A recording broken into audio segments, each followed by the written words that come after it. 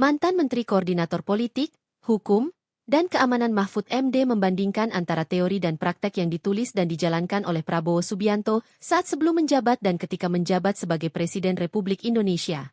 Mahfud mengaku terkesan dengan konsep dan teori yang dipaparkan oleh Prabowo dalam bukunya yang berjudul Paradoks Indonesia yang menurutnya, jika seluruh teori dan konsep tersebut dijalankan bisa membawa Indonesia keluar dari permasalahan-permasalahan yang terjadi selama ini.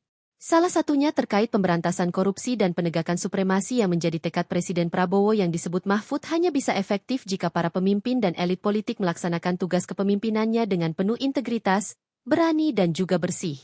Tekad Presiden Prabowo untuk penegakan supremasi hukum dan memberantas korupsi seperti tertulis dalam bukunya itu, hanya bisa dilakukan dengan efektif apabila pemimpin atau elit kita melaksanakan tugas kepemimpinannya dengan penuh integritas dan jiwa merah putih. Merah itu artinya dia punya keberanian tidak takut apa-apa, putih itu bersih. Orang bersih tidak berani, tidak ada gunanya juga. Atau berani tapi dia kotor, wah itu bahaya. Maka, harus merah putih pemimpin-pemimpin kita itu. Kata Mahfud saat menjadi pembicara dalam acara Meet Leaders 3 bertajuk, Lead with Law, Stand with Integrity, Break the Chain of Corruption in Indonesia, yang digelar Universitas Paramadina di Jakarta, Sabtu, 28 Juni 2025. Dalam acara yang dihadiri oleh Rektor Universitas Paramadina Didik Jeraj Bini, istri almarhum Nurcholis Majid Omie Komariah Majid, sejumlah tokoh masyarakat dan para mahasiswa itu, Mahfud banyak menyitir buku Paradoks Indonesia yang ditulis oleh Prabowo Subianto pada tahun 2017. Dalam menggambarkan berbagai persoalan yang dihadapi Indonesia dewasa ini.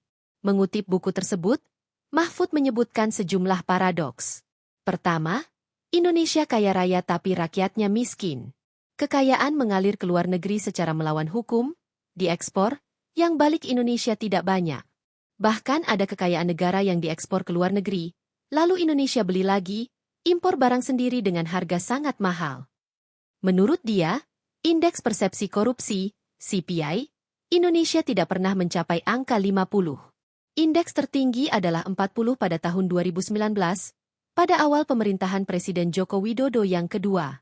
Tahun 2020 turun jadi 38, kemudian turun lagi jadi 34, dan sekarang 37 karena ada lembaga baru, tapi tetap peringkatnya jelek.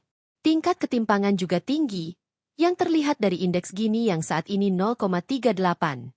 Bahkan, sudah pernah mencapai 0,41. Kalau indeks Gini besar, maka terjadi kesenjangan luar biasa. Di beberapa negara yang indeksnya melebihi 0,450, negara itu bisa jatuh. Seperti Libya, Mesir, rakyatnya tidak tahan, pemerintahannya jatuh. Paradoks lainnya, dana para pengusaha mencapai 11.400 triliun rupiah tersimpan di bank luar negeri, sementara APBN hanya 1/5 dari jumlah itu, sehingga tidak memberi nilai tambah kepada bangsa ini. Paradoks lainnya adalah ketimpangan kekayaan. Mengutip buku tersebut, Mahfud menyebutkan 10% penduduk terkaya menguasai 70% kekayaan, sementara 90% hanya menguasai 30% kekayaan. Sama halnya dengan 1% penduduk terkaya menguasai 50,3% kekayaan nasional, bahkan 1% penduduk menguasai 67% lahan, sementara 99% hanya menguasai 33% lahan. Ini yang sekarang mulai ditertibkan Presiden Prabowo melalui Perpres. Masih mengutip buku tersebut, Mahfud mengatakan negara diselenggarakan secara kleptokratik. Kita harus lawan. Hanya 2 tugas kita, tegakkan supremasi hukum, kalau negara ini ingin selamat.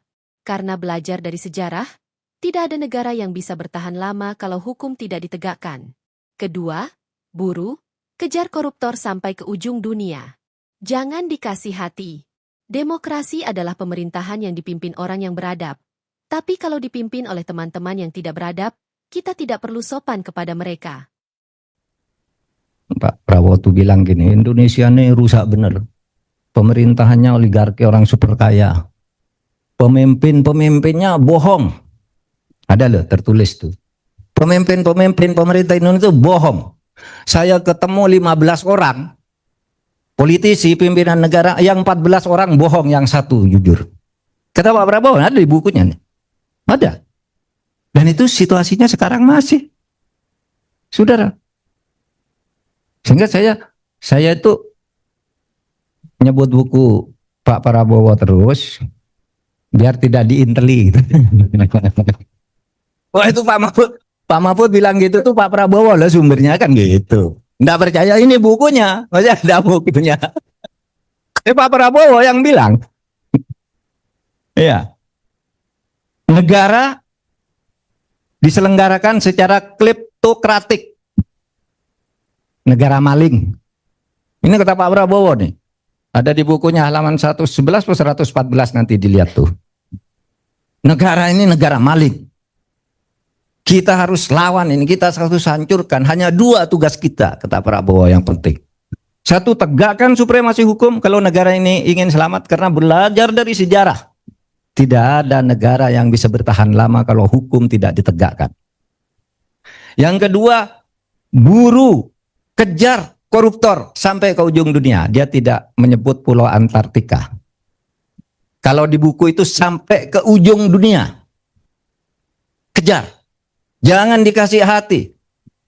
Demokrasi itu adalah satu sistem pemerintahan yang beradab. Tapi kalau orang yang dipimpin, teman-teman kita ini tidak beradab, kita tidak perlu sopan kepada mereka. Tangkap mereka.